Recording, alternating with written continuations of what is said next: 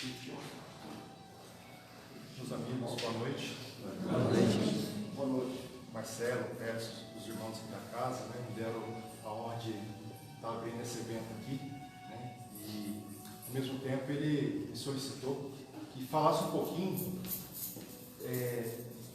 do evento de hoje, né, que na verdade não tem como nós falarmos nesse evento de hoje sem falar do início dele, porque ele não está iniciando aqui agora.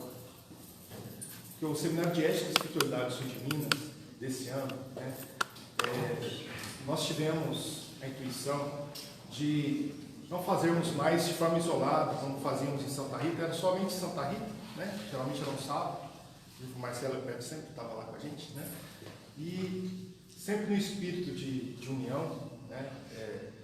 Na condição de presidente do 13º CREI, que abrange essa nossa região toda, de Pouso Alegre, Santa Rita, Itajubá, Extremo, Orfino, toda a região, mais de 50 cidades, nós achamos por bem de congregarmos, né, as casas por meio desse evento, né?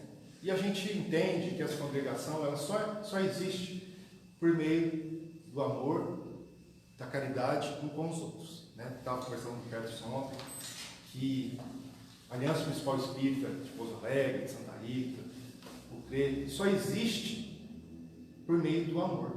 As instituições, podemos criar CNPJs, podemos criar estruturas físicas gigantescas e de fato ela não existia, né? Porque só existe por meio do amor.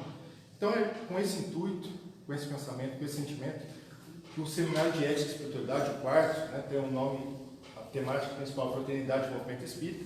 Nós iniciamos na quinta-feira agora, né, com o Rafael Lavarini, em São Gonçalo do Sapucaí. Ele esteve de novo em Pouso Alegre, no irmão Alexandre, junto com o pessoal aqui do irmão Jesus, a Zunita, estiveram lá na sexta-feira, né? Ontem, em Santa Rita, tivemos a Ana Guimarães, mãe da Nete Guimarães, o Rafael, o Reinaldo Oscar, que já esteve aqui também, e o Vitor José, né, durante o dia todo. Hoje de manhã, nós estivemos, Rafael Lavarini e o Vitor José em Itajubá, junto com os irmãos aqui de Pouso Alegre, que também estiveram presentes lá. E agora à noite a gente está finalizando o nosso CETESIM com esse espírito de fraternidade aqui no Vinho do Senhor. Então nós ficamos muito agradecidos a todos os nossos irmãos e temos a certeza que o evento cumpriu o seu papel. Como estava conversando agora mesmo com o Vitor ali, o propósito desse evento aqui não é de ser um evento grande, gigantesco, de massas, ou extremamente profissional, nada disso. Um evento de fraternidade, de amor, no qual nós possamos trabalhar juntos, né? E o resultado, o objetivo desse evento é estarmos cada vez mais próximos uns dos outros.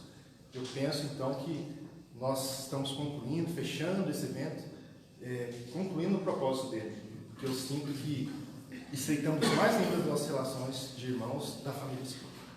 Obrigado, essa é a minha fala. E agora eu peço isso, né?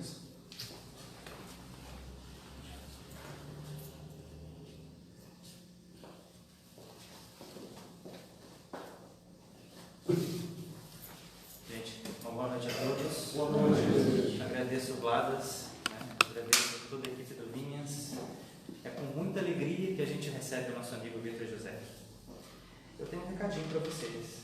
Existem alguns livros de Vitor que serão vendidos aqui na casa. O valor é R$20 cada um. Temos alguns exemplares e no final o Vitor irá autografar para a gente. Eu agradeço a todos vocês por estarem aqui. E eu convido nesse momento para que a gente possa fechar nossos olhos, agradecer a espiritualidade por essa oportunidade de estarmos aqui juntos, que a gente possa se sintonizar nessa energia maravilhosa que os nossos amigos de luz estão nos dando aqui nesse momento. Que o nosso palestrante da noite, que com toda a sua sensibilidade possa tocar os nossos corações, nós encarnados e desencarnados aqui presentes, que possamos aprender um pouco com aquilo que ele irá nos trazer essa noite. E é nesse sentimento de profunda gratidão e alegria eu convido para estar aqui nosso querido amigo Vitor Vitor José. Vitor, por favor, a gente agradece a sua presença, a espiritualidade nos abençoe.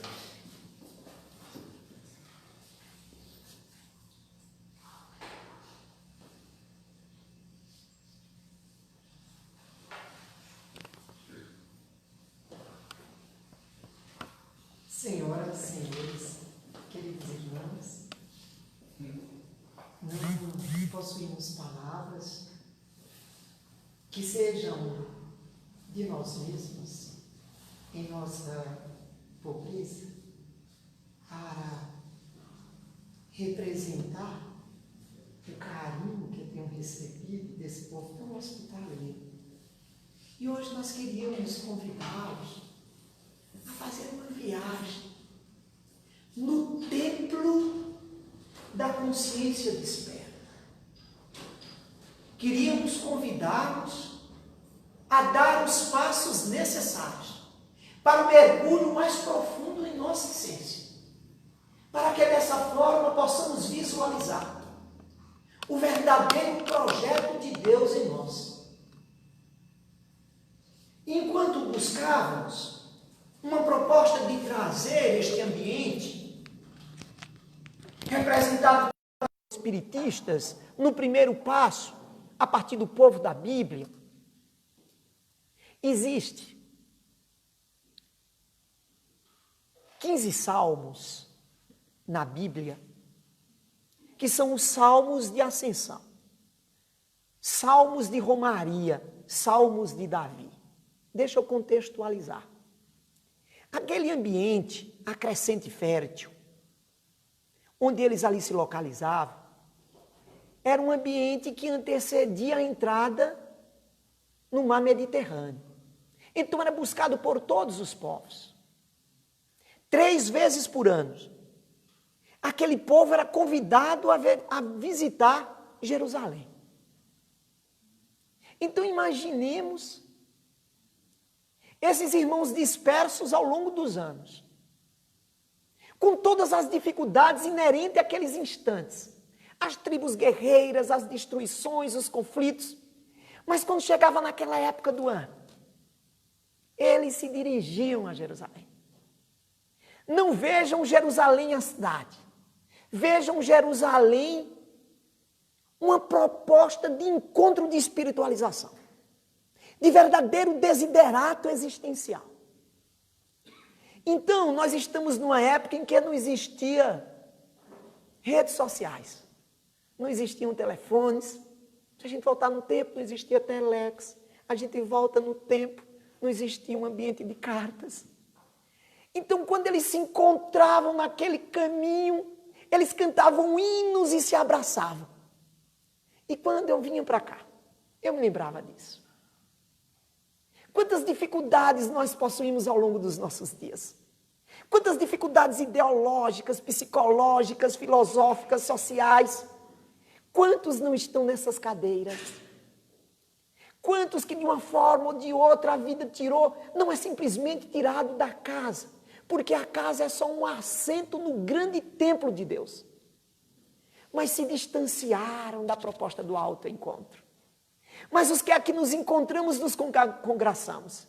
Então eles cantavam esses hinos ao longo das estradas, porque estrategicamente e dentro de um símbolo, Jerusalém era na parte mais alta. Então, enquanto eles estavam subindo para esse encontro espiritual no alto, eles cantavam os hinos. E eu me lembrei do hino de número 133. Esses hinos, eles vão do 124 ao 134. Do 120 ao 134. E o 133, ele começa dizendo assim: ó, o quão bom e prazeroso é encontrarmos os irmãos unidos. E eu achei que isso pudesse transferir. Quão grande é prazeroso nos encontrarmos reunidos, onde o centro desse encontro é o Evangelho de nosso Senhor Jesus Cristo. Foi a forma que eu encontrei de agradecer por este momento. E porque estamos no ambiente antigo, nós queríamos convidá-los a olhar para a Bíblia de uma outra forma. A Bíblia, queridos irmãos, é um livro oriental. E nós recebemos uma encadernação helênica, racional. E a gente olha para a Bíblia dentro da nossa visão, porque nós fomos colonizados por europeus. A nossa visão da Bíblia é uma visão dentro de uma racionalidade. A Bíblia, ela é estudada no povo bíblico através de um acrônimo chamado Tanakh. O alfabeto hebraico, ele não tem as vogais. Então só tem consoantes. Então a gente vai pegar o T, o N e o K. O T de Torá. Torá que para nós, e a gente vai conhecer a Torá como Pentateuco. O Pentateuco é uma palavra grega. Mas Torá é uma palavra que nós, ocidentais, quando a observamos, identificamos como a lei. Para eles, Torá é um conjunto de instruções. Porque a Bíblia é o livro que fala do modus de funcionamento do ser humano. Módulo de funcionamento do ser humano. Então, a Torá é um conjunto de ensinos para que você atinja o alvo. É um conjunto de preceitos. É como se estivéssemos ali com uma fórmula ou com uma proposta de fazermos um bolo e vem dizendo as porções para que a gente atinja nessa receita. Ali é a Torá.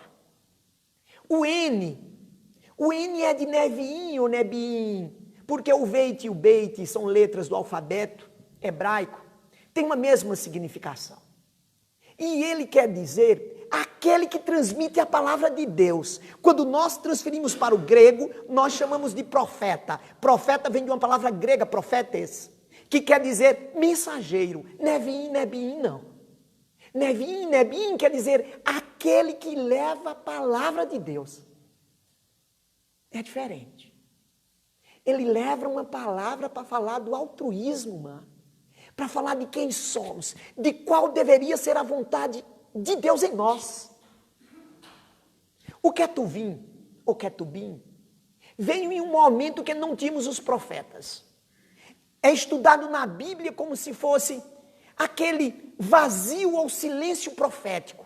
E aí se falava dos ensinos sapienciais, ou da sabedoria, dos ensinos interpretados pelos mestres. É assim que é estudada a Bíblia. É interessante, queridos irmãos, que quando eu estudava isso, eu tenho a mania de estudar com o auxílio do plano espiritual. Então, quando eu estudava, eu me sentia aquele adolescente que faz a maior descoberta.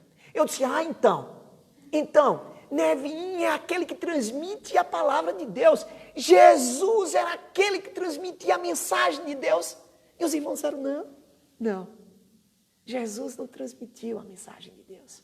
Jesus é a mensagem de Deus.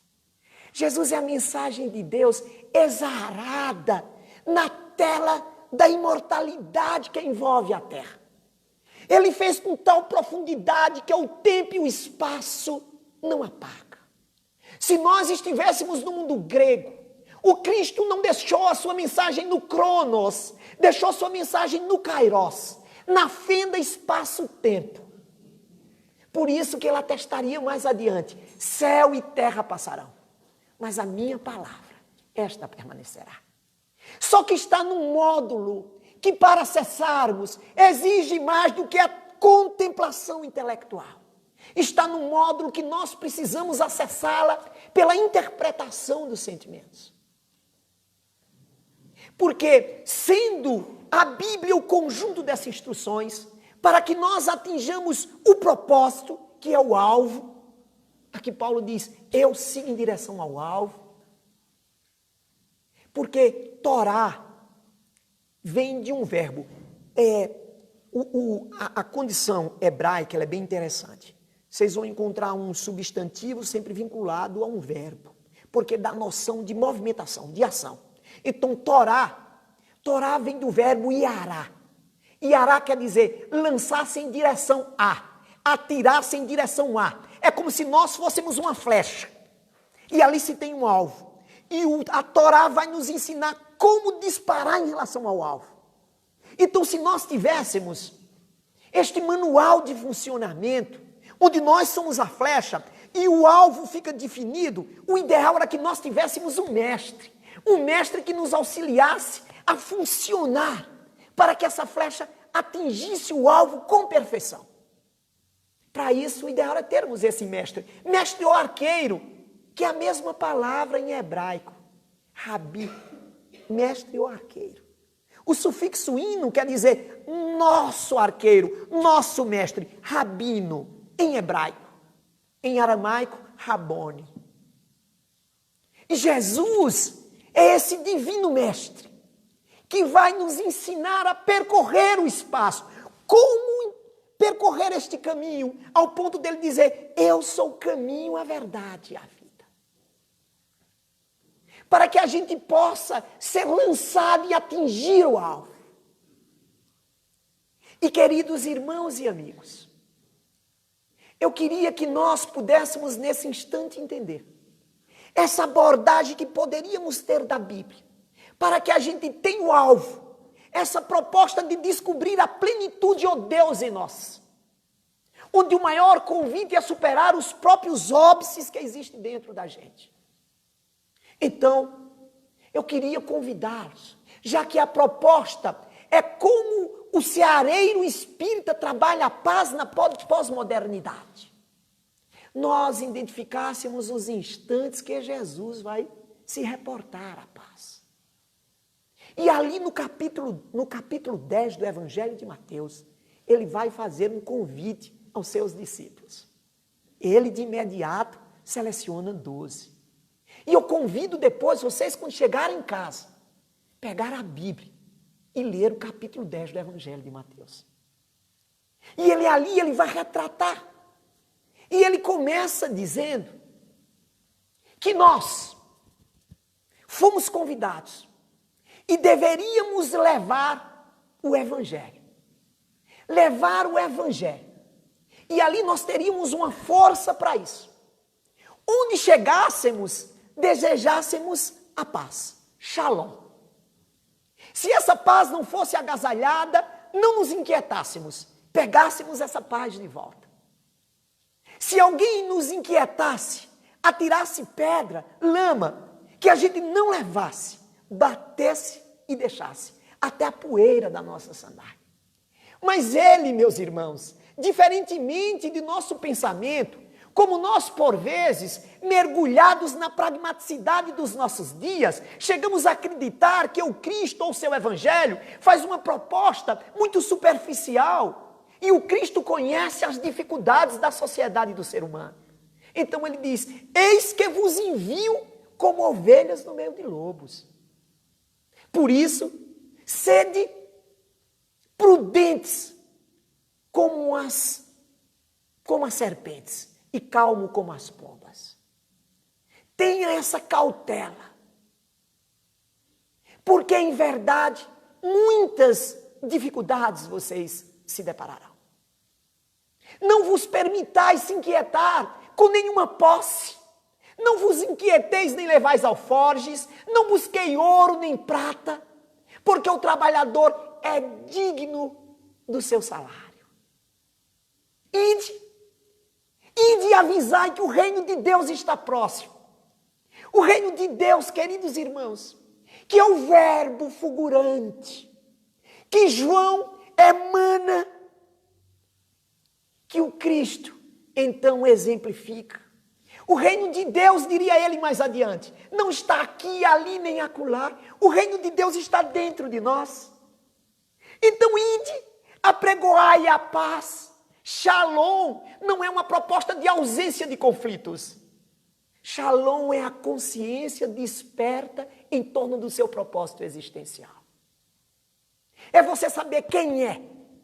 Tem um amigo espiritual que diz para mim, não tem problema se o mundo está inquieto e perdido, contanto que você saiba quem você é e para onde você se dirige.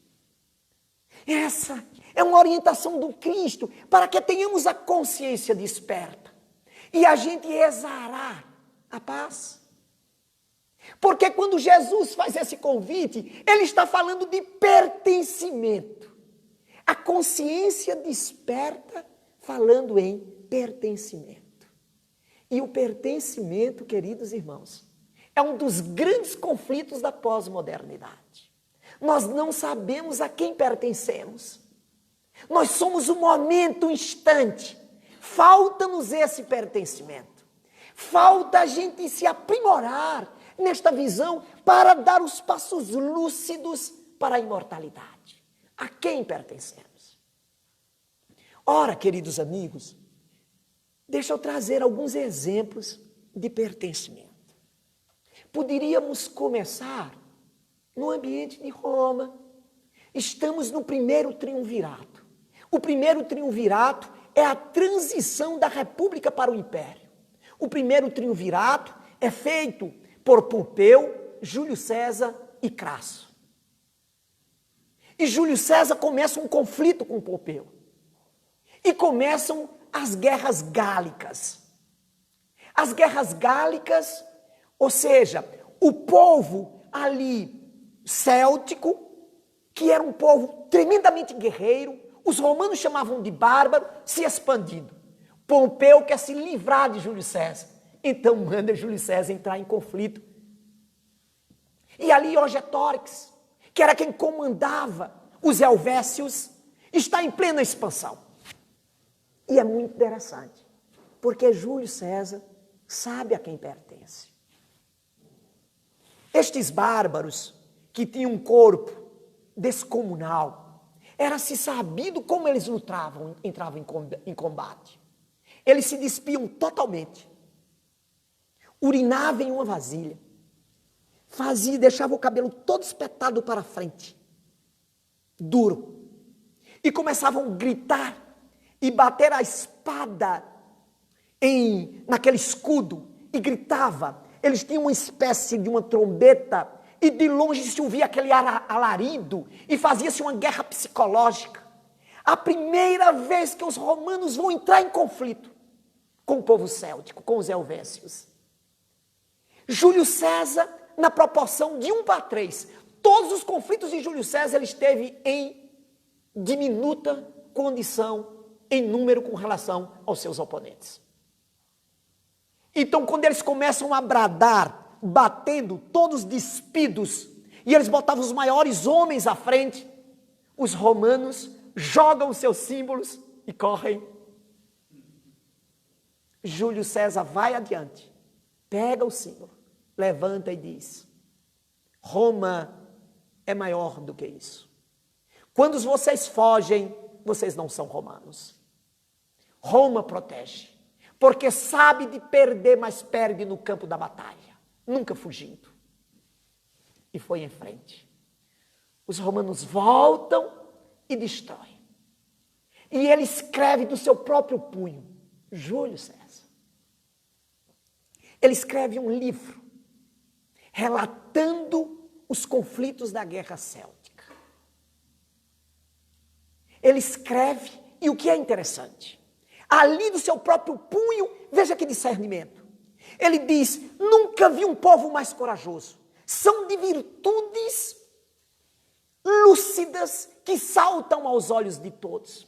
Vejam, ele está em conflito com o povo e consegue ver as virtudes. Mas eles vão perder, porque eles lutam individualmente e nós lutamos como se fôssemos um só. Nós temos um pensamento de irmandade. Nós todos sabemos para onde nos dirigimos. Ou ganhamos todos, ou perdemos todos. Para que tenhamos uma ideia, os helvécios, eles não temiam nada.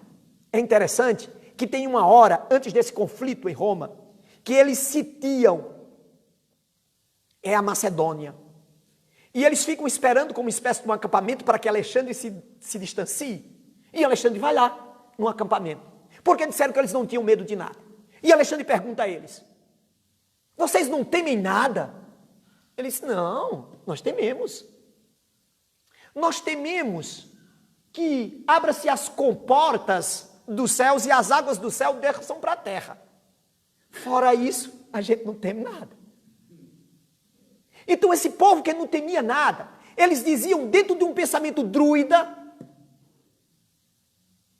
que a única maneira deles morrerem e se findarem era se decapitasse a cabeça. Então, eles usavam ouro no pescoço para evitar que a cabeça fosse decapitada. Júlio César, em suas normas, dizia que ninguém podia saquear o inimigo depois de morto, porque depois de morto o corpo pertencia à família. A única coisa que não era mais dele era a espada. A espada o centurião podia pegar. Ninguém podia pegar riqueza nenhuma, porque todos os despojos pertenciam à família. Em pleno combate, ele com o menor número, um oficial, um centurião, pega o ouro de um soldado morto. Ele faz uma corte marcial no meio do conflito, condena o oficial à morte e o oficial é enforcado. E quando perguntaram, mas você está em menor quantidade e vai perder um oficial. Ele disse, eu não tenho problemas em perder um oficial. Eu não posso perder os meus princípios, os princípios romanos. Senão eu não saberei por que estou nesse combate. Senão eu não sei quem eu sou. Pertencimento. Mas nós poderíamos sair do ambiente de combate. E nós poderíamos desaguar no pensamento de Martin Luther King Jr. E a sua consciência lúcida emana um grito em torno da verdade. Quantos de nós não já lemos o seu discurso? Eu tive um sonho. Eu tive um sonho onde crianças negras e brancas caminham pelas poeiras do Alabama. E quantas vezes ele não ressoou o cântico de igualdade? E quantas vezes não recebeu ameaças? E um dia disseram, pastor, de uma hora para outra vão lhe matar. Eu não morro mais. Eu já subi o monte. O meu cântico já ressoa. Se me tirarem, não tirarão a voz que desperta as consciências, porque eu sei quem eu sou e o que eu vim fazer aqui.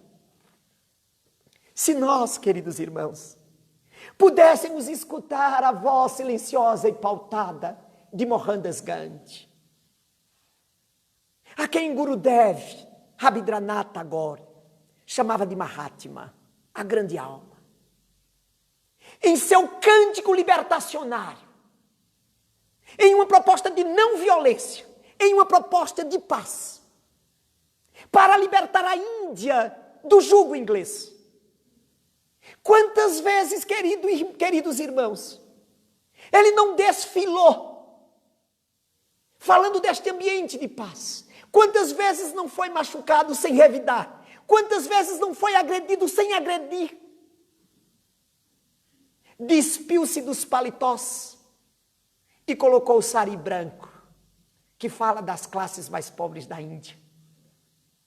E quando em sua última caminhada, quando um dos seus seguidores diz, Mahatma, não vá, meu coração aperta, sinto que vai ser vitimado, se eu não for tirado da terra por um ato de violência, meu verbo não ecoou no corredor, na acústica de cada ser. Para que minha voz fique pautada para a eternidade, é preciso que eu seja ceifado, registrando a minha caminhada, a minha jornada. Se nós pudéssemos escutar a voz dos gemidos, dos feridos das guerras, da guerra da Crimeia, onde Florence Nightingale conseguiu quebrar o paradigma de que as prostitutas eram que serviam de enfermeiras no front. E ela não teve medo da crítica de um povo rígido, de um povo inglês em sua cultura. E a dor e o gemido. E quando a ela falaram, mas tu não temes a crítica, a exclusão social. A voz que me agride não é esta. A voz que me agride é do ferido de um campo de batalha sem auxílio. Essa voz não permite que eu durma.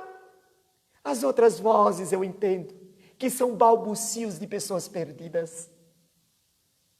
A consciência desperta, que diante do obstáculo não para.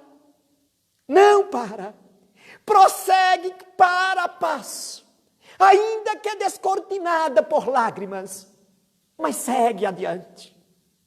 Como um grande albatroz, com as velas infladas, diante de um mar encrespado, a que nós chamamos este mar, este oceano de sociedade.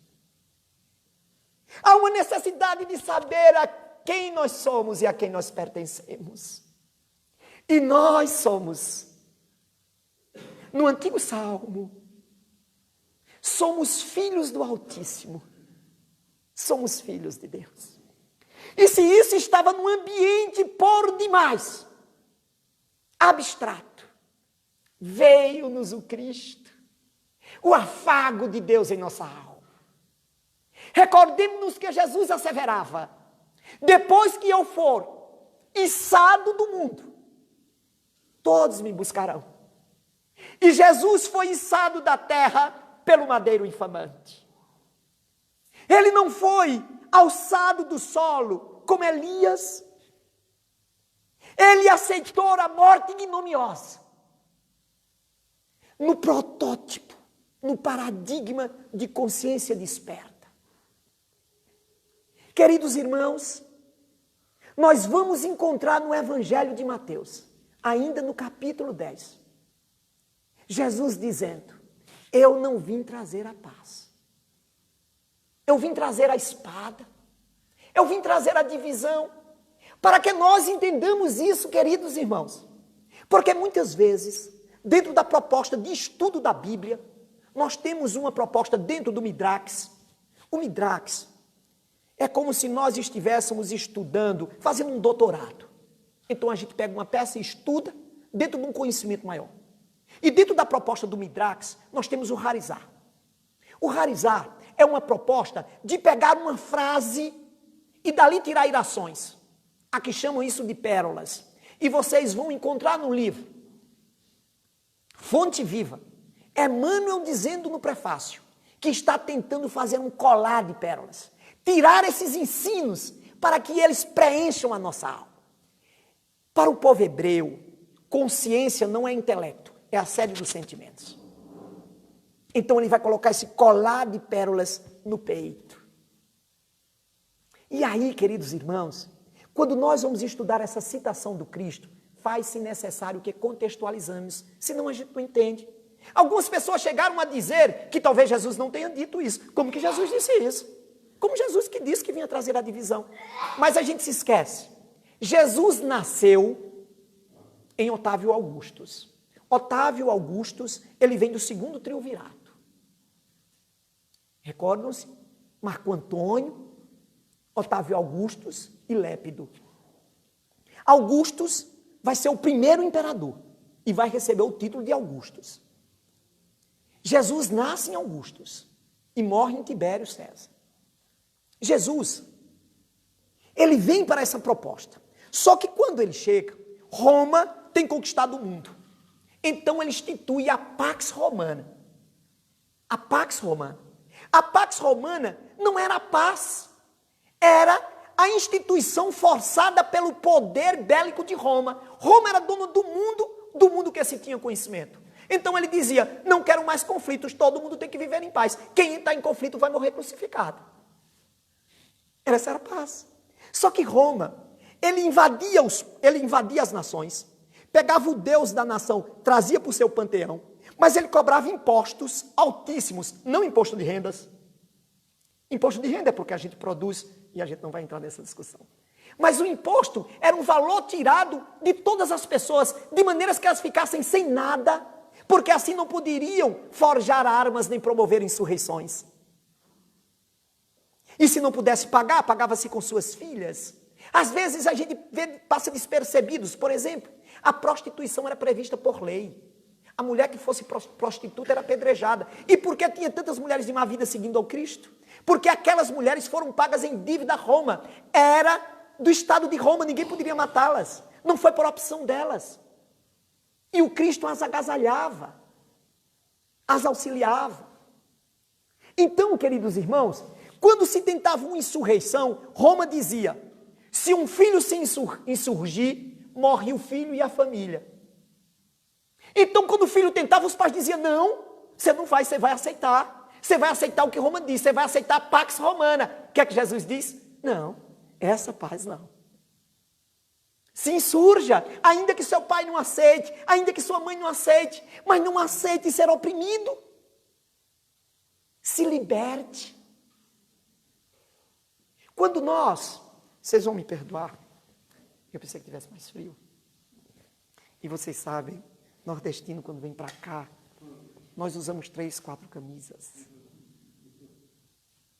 Então, quando Jesus, ele vem falar dessa paz, ele vem dizer que essa paz deveria ser aurida, lograda na consciência desperta, não na aceitação de Roma, não na Pax Romana. Então eu vim trazer a divisão e eu tenho pressa para que essas consciências despertem.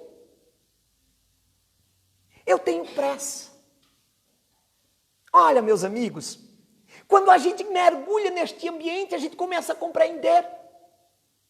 Porque Jesus vem falar de paz, não mais no evangelho sinótico, no evangelho de João, no evangelho cósmico. E é aí que eu queria falar do pertencimento de nós espíritas. Porque é no mesmo capítulo 14 que ele vem falar de paz. Por que no mesmo?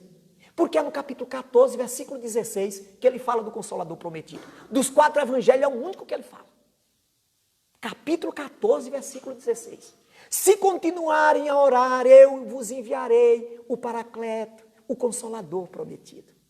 14, 16. Mas mais adiante,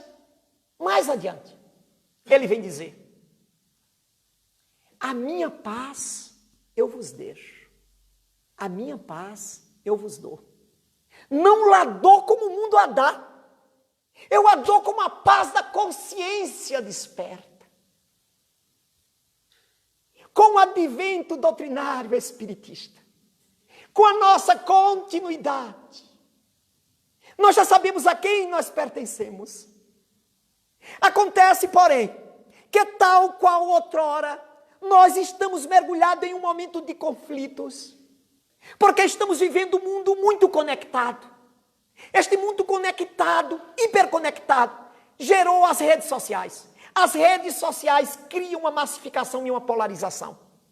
E nesse jogo de conflito, eu perco o meu pertencimento. Eu não sei a quem pertenço, porque existem verdades transitórias e existem verdades imutáveis. Como cristãos espiritistas, nós temos um propósito, nós temos o alvo. É vencer o conflito dentro de nós mesmos. Não importa o que os outros estão fazendo. Importa a tua consciência desperta em torno dos teus atos. É uma proposta de pertencimento.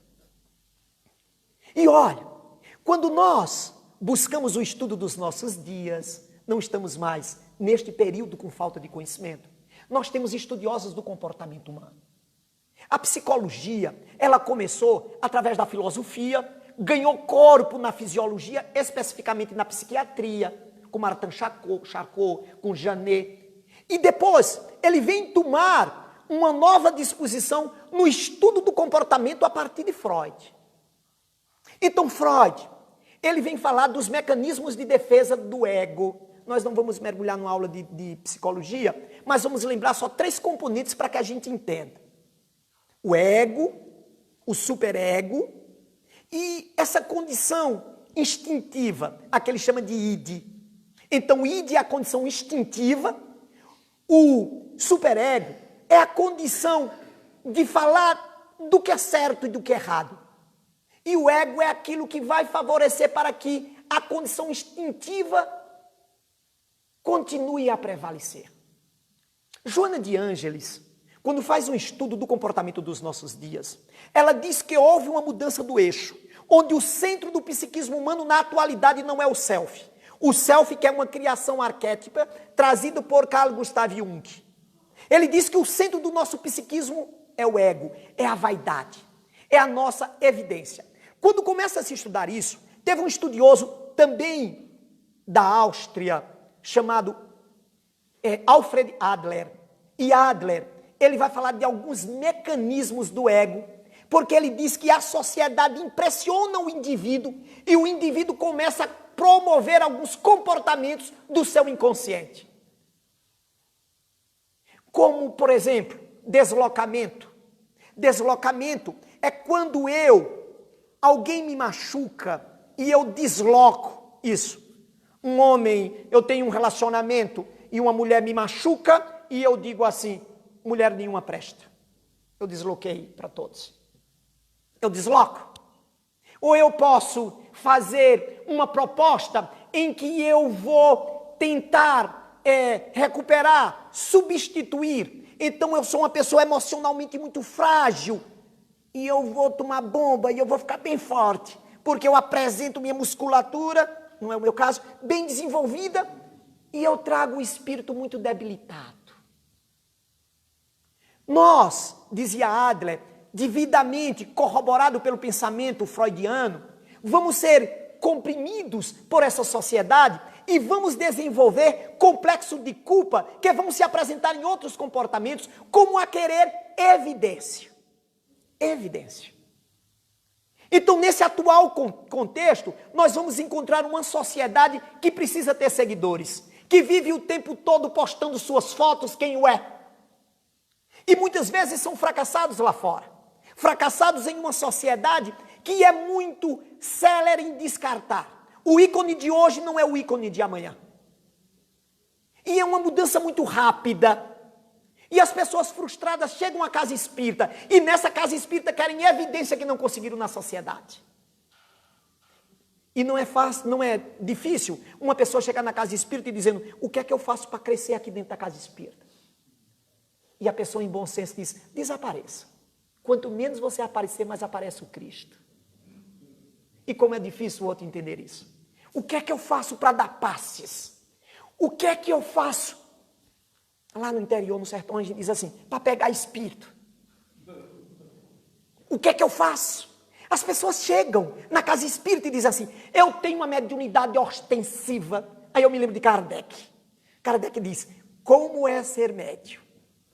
Médium é todo aquele que percebe os espíritos. Aí chega uma pessoa e diz para mim, Vitor, eu vim para cá, não conheço a doutrina. Porque uma pessoa passou para mim, na verdade, é a minha manicure. Ela olhou para mim e disse que eu tenho uma mediunidade ostensivíssima. E eu disse, você está vendo algum espírito aqui? Tô não. Você está escutando alguma coisa? Tô não. Você está sentindo? Tô não, então você não é. É a maior frustração. A pessoa diz, meu Deus, eu não sou médium. Eu começo a ser médium pelas lágrimas que a gente derrama. Começo a ser médium pelas perturbações do cotidiano. Pertencimento. Eu sou espírita. Eu sei a quem eu pertenço. E os mais antigos, os mais jovens não. Mas os mais antigos sabem qual era a dificuldade que a gente tinha para dizer que era espírita em uma sociedade que era católica. E que definia. Eu ensinava os meus filhos a mentir. Mentir não, eu dava uma desviada, né? Então eu dizia assim, pai, eu vou dizer que eu sou o quê? Estudando em escola católica, eu digo, diga que é cristão, você não está mentindo. Mas se disser cristão como? Eu digo, você diz que é cristão e cristão basta. Mas eu trazia comigo, porque como eu faço muito trabalho social, então a minha rua ela é muito movimentada de pessoas de rua, porque eu faço muito trabalho e as pessoas me conhecem, todos os dias vão lá em casa. Então, não importa qual é o meu nome. Tem uns que têm certeza que eu sou o Alexandre. Alexandre, tudo bom? Tudo bom. Tem gente que chega lá e diz, aqui é a casa do seu Vitor. Eu digo, é assim. Olha, ele mandou eu vir aqui. Eu digo, você o conhece? Conheço muito. Ele disse que eu digo, tá bom. E não sabe que está falando comigo. Se me chamar de Alexandre, de Carlos... E um dia estava uma maior discussão na porta. 2 contra 1. E dizendo, tio Vitor, ela está dizendo que o senhor é espírita. Eu já disse que o senhor é evangélico.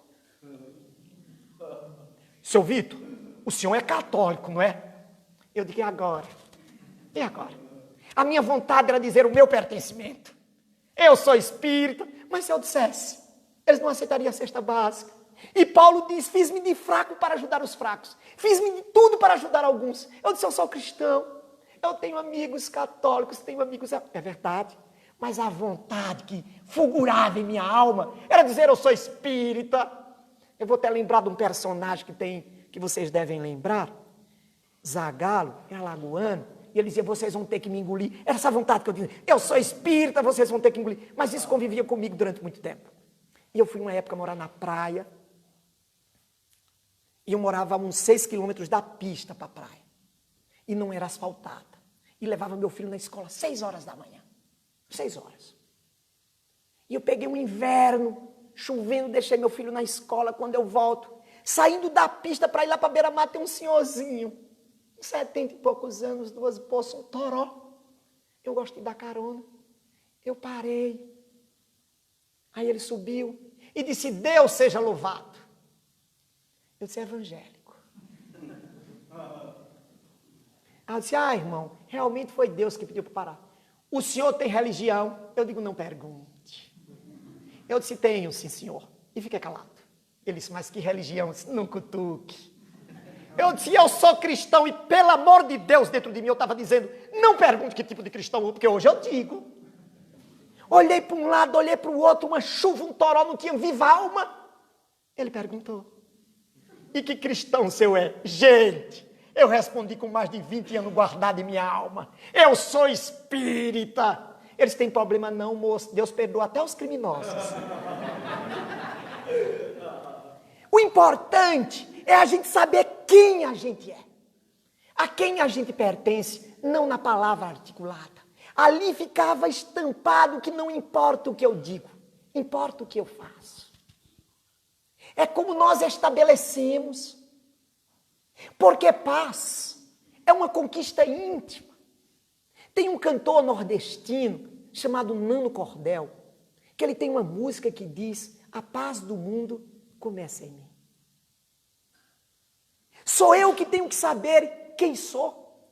Porque quando nós fazemos uma análise dentro do ambiente desse encontro de espíritas do sul de Minas, nós sabemos com a consciência desperta que o crescimento espiritista não se dá de uma forma organizada, se dá por dissensões. Nós discutimos em uma casa espírita, vou abrir uma casa espírita.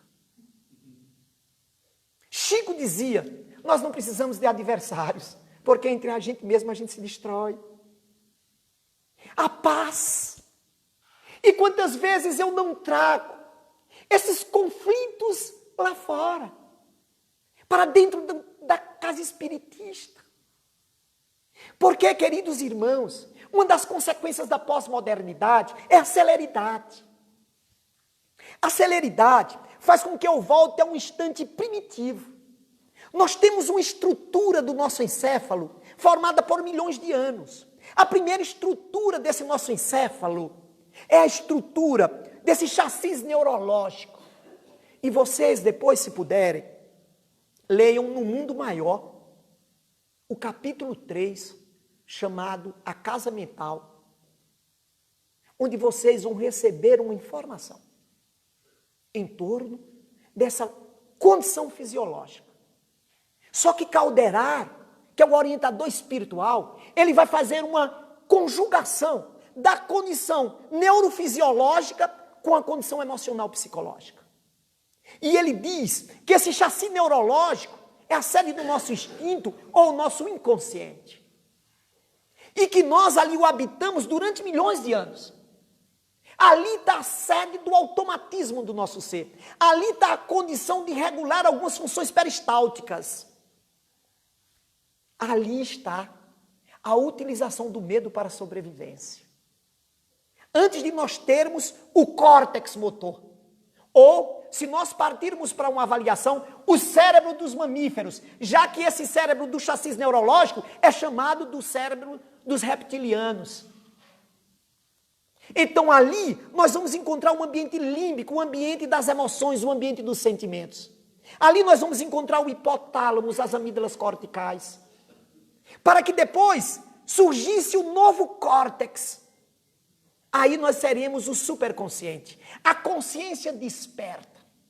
Só que, queridos amigos, nós temos um sistema que funciona através de 2 provedores.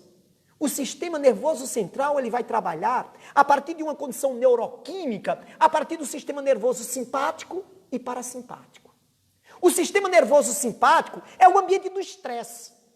É o ambiente que quando você tem medo, quando você está diante de um adversário, ele vai liberar cortisona, ele vai liberar adrenalina, noradrenalina, e você vai ter um aumento do batimento cardíaco, e o sangue vai subir para os seus membros superiores, para que você lute, ou para os membros inferiores, para que você corra, e com isso você sobreviva. Acontece que hoje nós temos toda essa condição encefálica. Então, quando desperta algo, em uma condição do sistema nervoso parasimpático, eu trabalho com dopamina, eu trabalho com serotonina, e a serotonina e a dopamina permitem com que haja uma vinculação em sinapse da informação para o novo córtex, para que eu não veja o outro como adversário. Na sociedade dos nossos dias, o outro é um adversário. Então imagine você cumprindo meta, com horário, correndo, você trabalha o tempo todo no sistema nervoso simpático, o ambiente o tempo todo de estresse. Quando você trabalha no ambiente de estresse, diminui a serotonina, então você se torna mais irritado. Quando você está irritado, a condição instintiva funciona. Então você está no corre-corre, alguém mexe com você, você está cego. Você está no seu carro, um SUV, com ar-condicionado dual temp.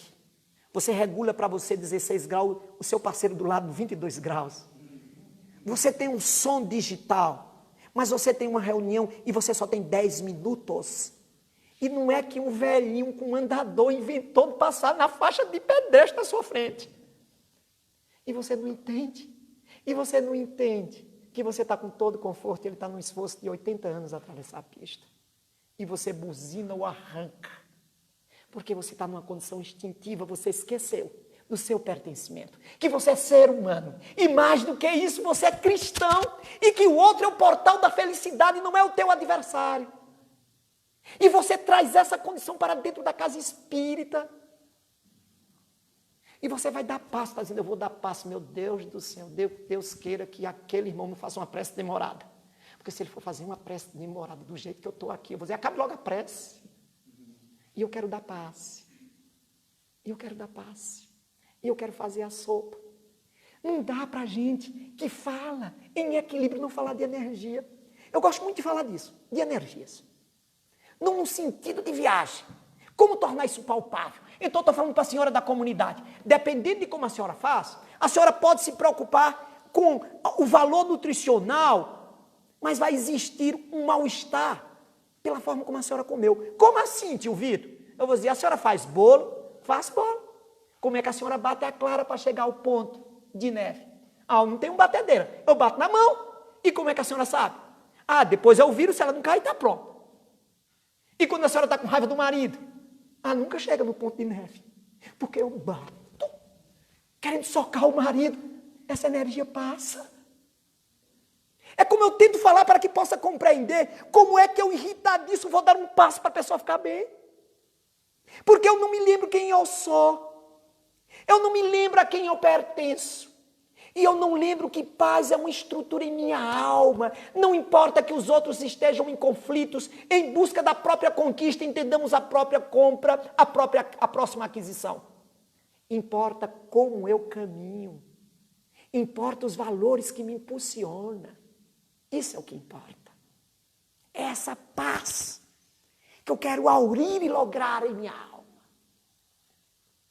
E queridos irmãos, como é difícil essa compreensão. Como é difícil eu entender que este momento que eu vivo é um momento que desencadeia essa competição. Todas as vezes que uma empresa, ela coloca a foto do melhor funcionário porque bateu uma meta, ela está instituindo para que você supere o outro. Quanto mais supera, mais começam a diminuir os funcionários. Não é o teu colega que tu conhece, pai de 2 filhos, é o quanto ele ganha que vai te possibilitar a viagem para a Europa, a próxima compra, e você vai fazer de tudo. E muitas vezes nessa briga, você esquece aquela orientação de Júlio César, não esquecer quem você é, senão você se encontra perdido. E você faz essas conquistas desbancando, e muitas vezes vai perdendo os valores éticos, os valores morais. O que vale é você estar naquela função. E quando você assume aquela função, você começa a brigar com todos, porque todos querem fazer o mesmo que você fez. E você vive um contínuo conflito. E você não tem paz. E chega em casa, não dorme. E briga com a esposa, e briga com os filhos, e briga com o companheiro. E não vive este equilíbrio. Não vive. Nós trabalhamos dentro de uma comunidade muito pobre. Uma comunidade que nós escolhemos por conta da dificuldade que vive.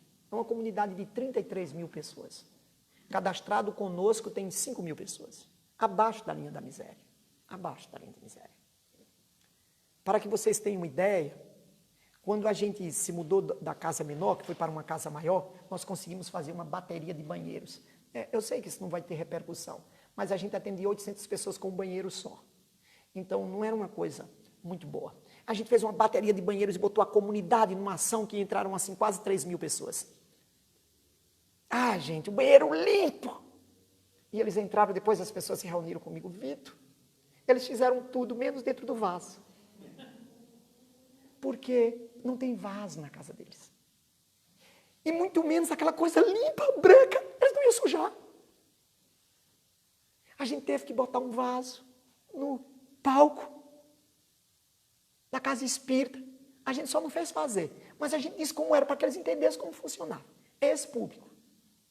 Então, quem frequenta lá, boa parte, é a classe A de Maceió. E tem uma senhora que todos os sábados, ela parava o seu carro e pegava uma das senhorinhas mais pobres que tinha ali. Senhora, com 40 anos, pelos maltratos, já está bem sofrida. E ela pegava e dava uma volta. E a senhorinha dizia, ô seu Vitor, por que aquela mulher vem me buscar, hein? Ela fica só puxando conversa. Eu converso, ela dá uma volta e depois desce, agradece e vai embora. Eu disse, por que a senhora não pergunta a ela? Oxe, seu Vitor, eu fico sem jeito. Mas um dia ela não aguentou e disse, ô minha irmã, me desculpe, eu fico até sem jeito de perguntar, mas que a senhora me pega, bota dentro do carro, dá uma volta, puxa assunto. Eu não sei o que a senhora quer comigo. Ela disse, só isso mesmo, minha filha. Eu disse, não estou entendendo. Olha, filha, eu tenho tudo. Tudo que você imaginar. Eu tenho um apartamento em outros países. Eu tenho um apartamento que é um só por andar. E quantas vezes eu penso em me suicidar. E de uns tempos para cá, eu lhe vi. E eu saio com você que não tem nada, e você sorri com tudo. E eu, quando lhe pego, tenho forças em você para encontrar a paz, que eu não consigo lá fora. Ela disse, senhora, eu não sei o que a senhora está dizendo, não. Mas o que eu posso dizer é que eu tenho fé em Deus. E eu sei que o que é necessário, Deus vai me dar. Um ensinamento simples. Ali ela está dizendo, eu sei a quem eu pertenço. Eu sei. E a gente não pode dizer, queridos irmãos, que para a gente saber quem a gente é, a gente precisa se tornar ignorante, não ter recursos financeiros, não ter recursos eletrônicos, não. A gente só precisa saber quem a gente é.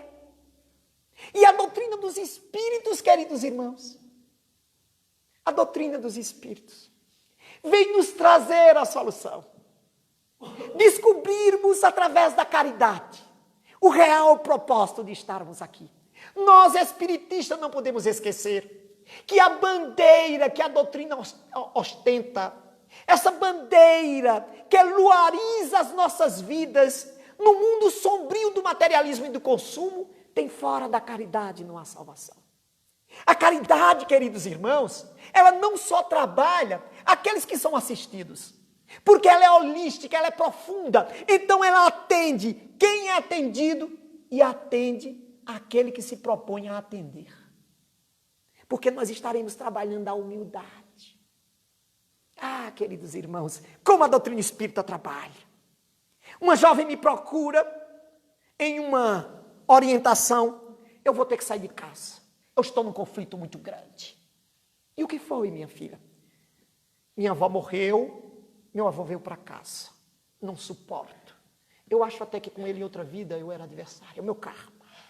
Vitor, ele reclama, porque eu estou na minha rede social na mesa. Ele reclama, a hora que eu acordo, eu já disse à mamãe, bote ele num abrigo, ele fica só criando problema, nossa paz acabou. Como dizer a ela que ela estava errada? Que ali era uma oportunidade. E Deus sempre socorre. Vai fazer um trabalho de caridade hoje. E a gente depois conversa. E a amiga que a levou para o centro espírita, se hoje a gente vai fazer uma visita a um abrigo. Um abrigo. E parece que Deus nos encanta. Não é assim, orfanato, em abrigo. A gente tem um que parece que fala com nossa alma. E ela foi para lá. Meu Deus, que senhorzinho bonito. Meu Deus. E faz aquela pergunta que ninguém deve fazer. E o senhor não tem família, não? Tenho sim, minha filha. Tenho. E eles deixaram o senhor aqui. Não, minha filha.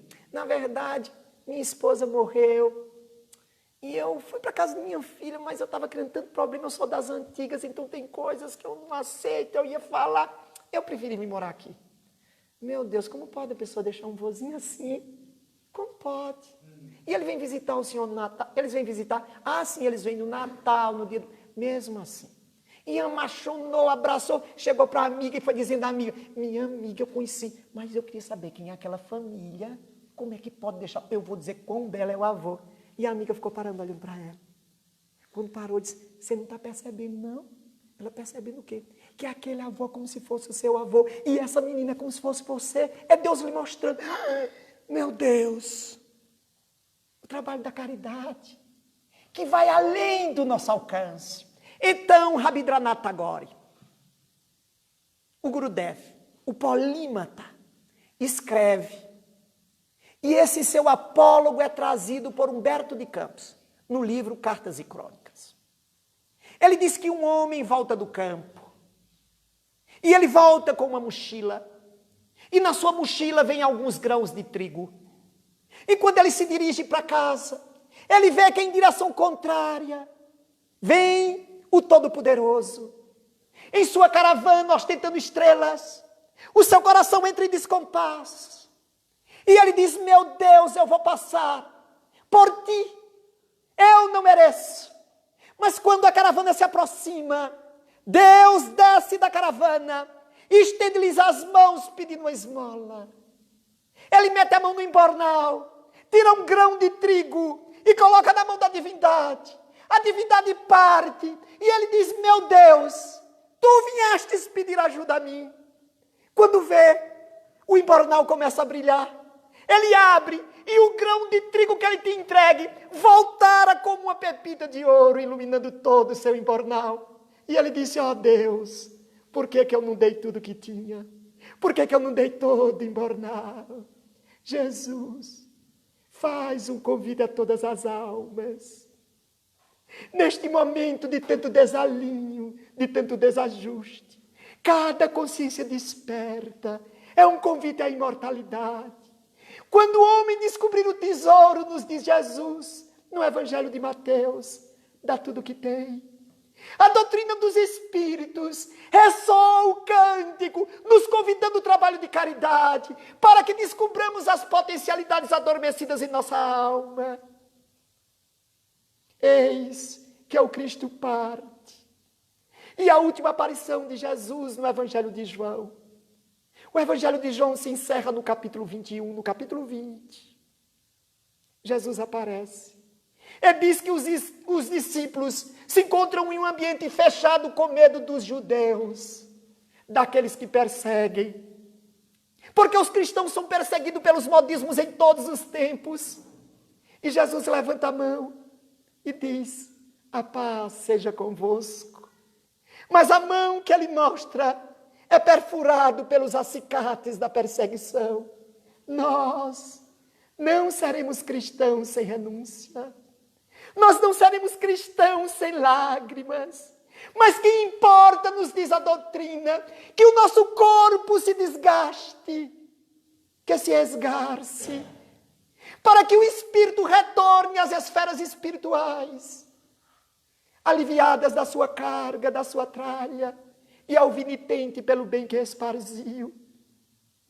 É claro que espíritos mais evoluídos mergulham a carne, mas enquanto o corpo de bombeiros não chega, o que custa a cada um de nós colocar uma carga d'água para diminuir o fogo? Cada um de nós somos convidados à condição de cristãos pela excelsa consciência que visitou a terra como estrela cadente. Compete a nós a fazermos com que o cristianismo trafegue na sociedade. Não nos permitamos evasões, porque o Cristo conta conosco, porque a seara é grande e tão poucos são os ceareiros. Que esta divina paz seja agasalhada em vossos corações, sempre. Vamos fazer a prece? Vamos fazer a prece para a conclusão.